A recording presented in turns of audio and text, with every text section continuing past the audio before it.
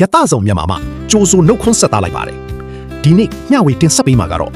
ဝါရင်ဟာတာအမှုပညာရှင်ဖြစ်တဲ့လူရှင်တော်ကြီးဦးဝိုင်းချစ်ကဇက်မင်းသားကိုဖိုးချစ်စီကနေထွက်ပြီးလက်ရှိရေပန်းစားအောင်မြင်နေတဲ့မင်းသားချော့အောင်စပူဟဲ့ဇက်သမီးအဖွဲ့မှာတွားရောက်ပူပေါင်းကပြဖြောပြနေတဲ့အတွက်ကြောင့်ဝေဖန်မှုတွေထွက်ပေါ်နေလို့ဦးဝိုင်းချစ်မှာပြန်လည်ဖြည့်ရှင်းထားတာလေးကိုမျှဝေပေးလိုက်ပါတယ်ချက်ကြီးတို့ချစ်ကူတို့ပေါ်လာတို့ကားမဝယ်ပေးတယ်လွန်ခဲ့တဲ့3လလောက်တည်းကကျွန်တော်ကမင်းသားဆီကနေထွက်ဖို့အတွက်ကျွန်တော်ကျူတင်ခွင့်တောင်းပေးတာပါ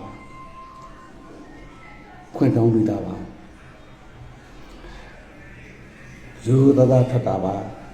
ယူဒတာထတာခွင့်တောင်းတော့မင်းသားကလည်းခွင့်ပြုပါလေ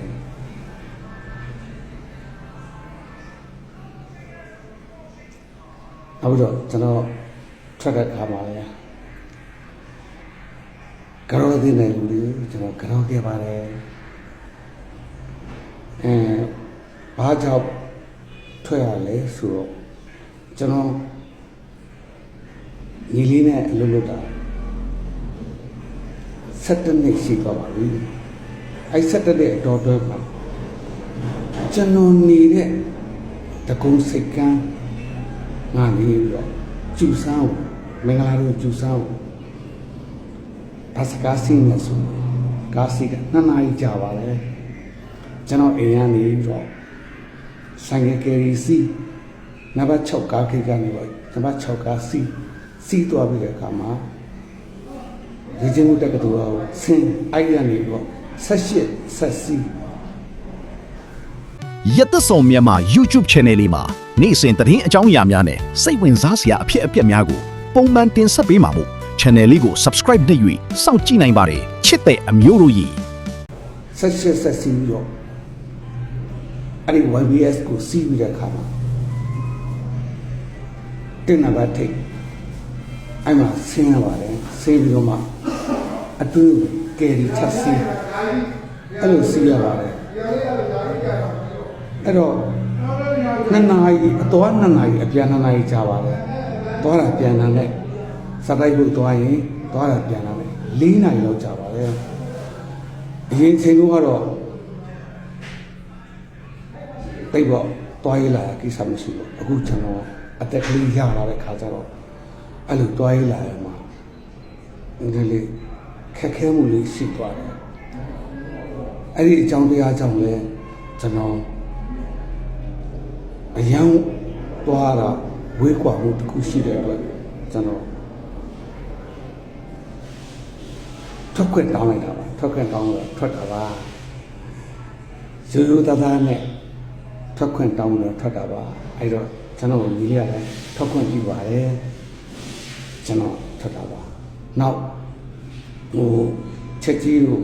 ချက်ကိုပေါ်လာတော့ဆိုကျွန်တော်တို့ညီလေးပါပဲညီကိုတွေနေကြတာပါသူတို့ကားစီးရတာ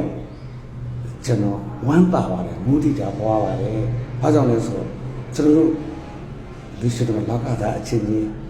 ကားစီးနိုင်တယ်ဆိုတော့ကိုယ်တိတ်ခါရှိတာအများကြီးဝမ်းပါပါတယ်ပီတိဖြစ်ပါလေဗျာအဲ့ဒါကိုလည်းကျွန်တော်ညီကားစီးရတယ်ဝမ်းပါပီတိအများကြီးဖြစ်ပါတယ်ကျွန်တော်တို့တပင်နဲ့သတ္တမားတွေဆိုတာတော့ဘယ်စီတစ်ခုနဲ့လုပ်ပြီးတဲ့အခါမှာကျွန်တော်ဆိုငယ်စဉ်တည်းကစာပါစာသမီးလောကထဲလိုက်တဲ့ပလင်းစိန်ခါဟောစီအမီးစိန်အဲ့ဒီကနေတော့နောက်တစ်ဆက်ပြောင်းတဲ့အခါမှာတက်ဆာမေတ္တာရှင်မသမီးကိုဆောင်ကိုချမ်းသာတော့အဲ့ဒီကနေနောက်တော့ပြောင်းနောက်တော့ကျွန်တော်ဇံဝင်ကျွန်တော်တိုင်းမြောက်ရီငိမ့်နေအဲ့ဒီကနေတော့ရှင်မအငိမ့်ပြောင်းတယ်ရှုမအကျင့်ရာပြီးရောဘာနောက်ဟုတ်လားညီလေးဖို့ချင်းနဲ့လက်တွဲတယ်အခုညီလေးဖို့စီကနေပေါ့ခွင့်ပြုပြီးတော့ခွင့်တောင်းပြီးတော့ထွက်တယ်ဒီလိုပဲကျွန်တော်တို့တပင်နေတယ်ဆိုတာတစ်စက်နဲ့တစ်စက်အကူအပြောင်းလဲလောက်ကြပါတယ်ရှိကြပါတယ်ကျွန်တော်တယောက်တည်းမှပြောင်းညရွှေ့ကြတာမဟုတ်ပါဘူးဒါလေးက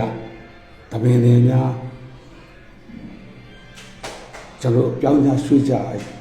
တတ်တဲ့အလေးထားရှိကြပါခင်ဗျာနောက်ပြီးတော့ကျွန်တော်ပြောနေကြတာကျွန်တော်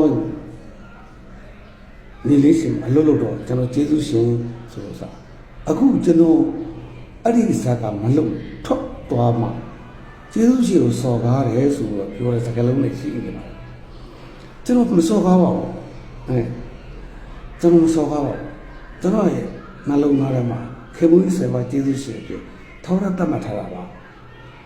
အဲ့ဒါဘာဖြစ်လို့ကျေးဇူးရှင်ကိုစော်ကားတယ်လို့ပြောကြတာလဲဗျာအဲ့ဒီစကားမျိုးတွေမပြောပါနဲ့ပြောဖို့မသိတော့ဘူးကျွန်တော်မှမစော်ကားတယ်ကျွန်တော်နှလုံးသားထဲမှာ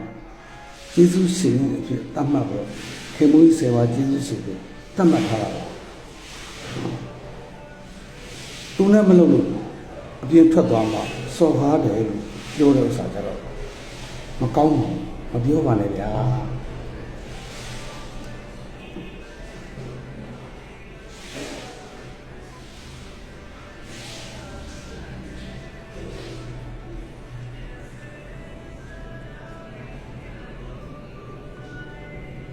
ဒါကြောင့်မလို့ကျွန်တော်က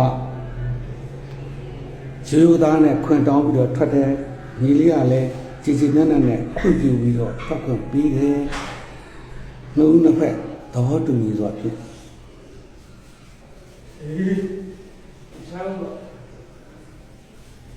ထွက်ခွင့်တောင်းနဲ့ထွက်ခွင့်ပြီးခဲ့ပါတယ်ဗျာအဲ့ဒီအတွက်တမျိုးမထင်ကြပါနဲ့တမျိုးမပြောကြပါနဲ့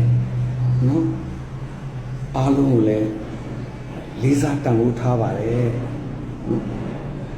အားလုံး